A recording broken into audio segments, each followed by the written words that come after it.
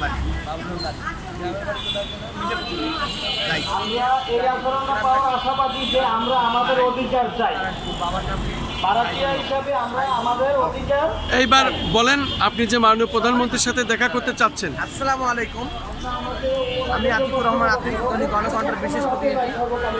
আমার সহযোদ্ধা রংপুরের পল্লীগ্রাম মিঠাপুকুর উপজেলার মিঠাপুকুর উপজেলার নারায়ণপুরের সাইদুর রহমানের ছেলে, ওনার নাম হলো বাড়ি, রবিউল ইসলাম বাড়ি। উনি শারীরিকভাবে দীর্ঘদিন ধরে অসুস্থ এবং গত 30 বছরে রংপুরের খেটে খাওয়া মানুষের, গণমানুষের সঙ্গে কথা বলছেন এবং স্থানীয় পত্রিকাদের সঙ্গে জাতীয় দৈনিকে তার ভূমিকা সরকার বাহাদুরের এবং জনগণের পক্ষে একান্ত দায়িত্ব পালন করেছেন। সেই সাথে দীর্ঘদিনের এই দারিদ্রতার চরম রসাঘাতে আজকে নিজের শরীরের এতটাই অসুস্থতা, তাই সরকার বাহাদুরের একান্ত প্রয়োজন তার সহযোগিতা করার জন্য এবং সেই আমাদের একজন সহধর্মী যেন আর হারাতে না হয়, হারাতে না বসতে হয় এবং সেই চিকিৎসা নিশ্চিত করার জন্য রাষ্ট্র সরকারের প্রধানমন্ত্রী তারেক রহমানের কাছে উনি দেখা করতে চায় এবং আমি আশা করি মাননীয় প্রধানমন্ত্রী জনবান্ধব সরকার, উনি দেখা করবেন এবং তার সহায়তা হাত বাড়িয়ে দিবেন বলে আমি আশা গ্রহণ করছি। আমি আতিকুর রহমান, দৈনিক গণকণ্ঠ বিশেষ প্রতিনিধি, বাম নেতা, এবং সেই সাথে এবং তার দীর্ঘস্ব কামনা করে, শরীরের সুস্থতা কামনা করে আমি আমার বক্তব্য শেষ করছি। এবং উনি আপনাকে এখন বলতে চাবেন যে ওনার কী কী সমস্যা এবং ওনার সন্তান কয়জন, উনি কীভাবে জীবনযাপন করেন এ বিষয়ে কথা বলেন। আপনার নাম পরিচয় দেবো। আসলে আমার নাম বাবলুর রহমান বাড়ি। আমি রংপুরে বিভিন্ন বাংলা টিভির ব্যুরো প্রধান ছিলাম, দীপ্ত টিভিতে ছিলাম, চ্যানেল এসে ছিলাম এবং ইনকিলাব থেকে শুরু করে ভরে রাখার বিভিন্ন পত্রপত্রিকায়, স্তর পত্রিকায় প্রায় 30 বছর ধরে সাংবাদিকতা করে আসছি। তা আসলে আমি দীর্ঘদিন থেকে অসুস্থ, আমার হার্ট এবং ডায়াবেটিস সহ বিভিন্ন রোগে আমি ভুগছি। আসলে প্রতিদিনে প্রায় 100 টাকার ওষুধ খেতে হয়, এটি আসলে আমার সম্ভব না। এছাড়া আমার একটি মাত্র মেয়ে সন্তান রয়েছে, সে মেট্রিকে গোল্ডেন A+ পেয়েছে এবং ইন্টারে A+ পেয়েছে, একজন মেধাবী শিক্ষার্থী।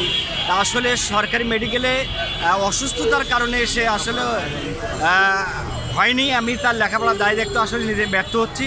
বেসরকারি মেডিকেলে আমার পড়ার ইচ্ছা খুব, যে আসলে আমি মেয়েকে মেডিকেলে স্টুডেন্ট করাবো বা মেডিকেলে পড়াবো এবং মেডিকেলে পড়ে সে যেন জনগণের সেবা করতে পারে। সে কারণে আসলে আজকের এই যে আমার এই একজন অসহায় পিতা হিসেবে জাতীয় প্রেস ক্লাবের সামনে আসলে আমি মাননীয় প্রধানমন্ত্রী জনবান্ধব মানবতার ফেরিওয়ালা জনাব তারেক রহমানের হস্তক্ষেপ কামনা করছি।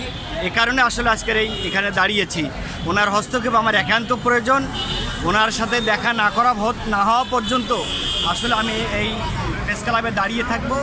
আমি অসহায় একজন সাংবাদিক, আমার জীবনে আসলে অনেক উপকার করছে মানুষের, কিন্তু এখন আমি নিজেই অত অসহায় অবস্থায় রয়েছি। আমি ওনার সাক্ষাৎ আমার একান্তই প্রয়োজন।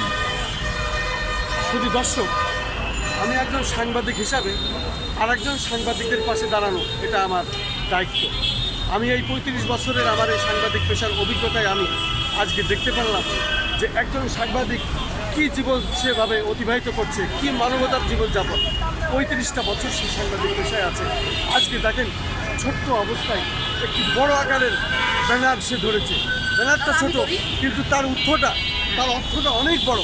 মাননীয় প্রধানমন্ত্রীর দৃষ্টি আকর্ষণ আমরাও করছি, এইভাবে যেন সাংবাদিকরা আর সারা বাংলাদেশে এইভাবে অবহেলিত না হয়, এই বিষয়ে আপনি দেখবেন।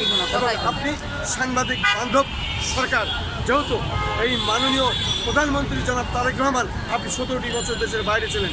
আমরা কিন্তু রাজপথে সাংবাদিকরা সবসময় আন্দোলন সংগ্রাম, গুলির বুকে আমরা জানকে পেতে দিয়ে কাজ করেছিলাম। সেই সাংবাদিক আপনার সাথে দেখা করতে চাই এবং তার যত তাড়াতাড়ি তার সাথে দেখা করে প্রত্যেক সাংবাদিকের বিষয়টা তার মুখ দিয়ে আপনি জানতে পারবেন, তাহলে আমরা কোন অবস্থানে আছি আপনি বিষয়টি জানতে পারবেন। আসসালামু আলাইকুম, আমি খন্দকার মাসুদুজ্জামান। আজকে জাতীয় প্রেস ক্লাবের সামনে থেকে আমরা এটা শেষ করছি। আসসালামু আলাইকুম।